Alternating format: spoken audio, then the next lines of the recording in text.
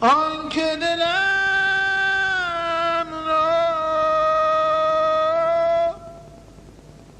برد خدایا،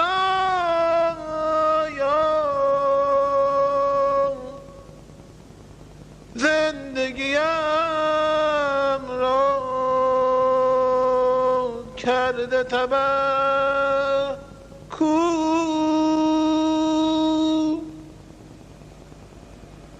هم نفسم کو آن که نگاهش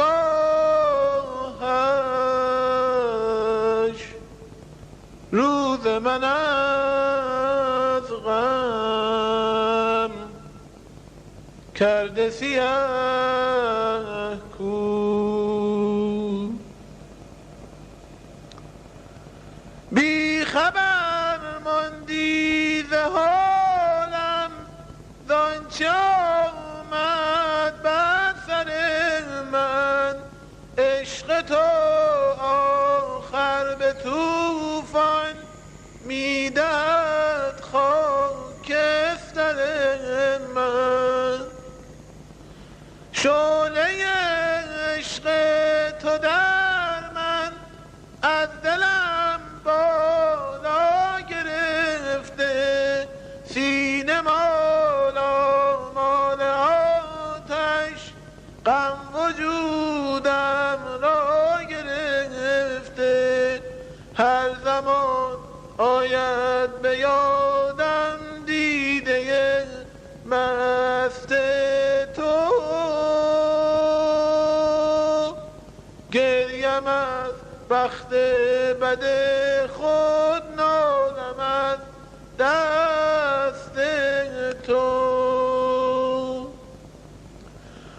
تویی که به دل نقش غم زده ای، چو غنچه گره بر دلم زده ای. بر خسته دلان چون نسیم سحر یک نفس گذری کن. رخ از سر نو دمیده من، فروغ رخت نور دیده من.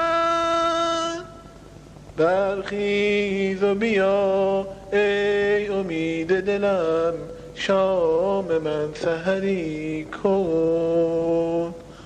هر کجا گذری زیر پا نظری کن.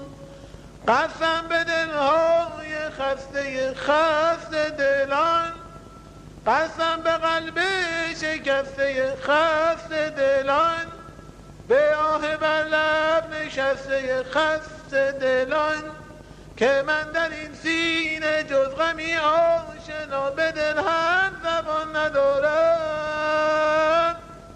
از او جدا ماندم در این ره گذر، به یادش نشان ندارم.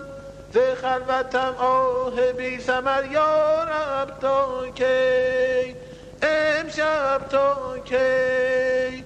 ندیده بی نشانه حزینم، به نیمه شب نوای آتشینم. به خلوتم آه بی ثمر یا رب تا کی، امشب تا کی. چه کنم چه کنم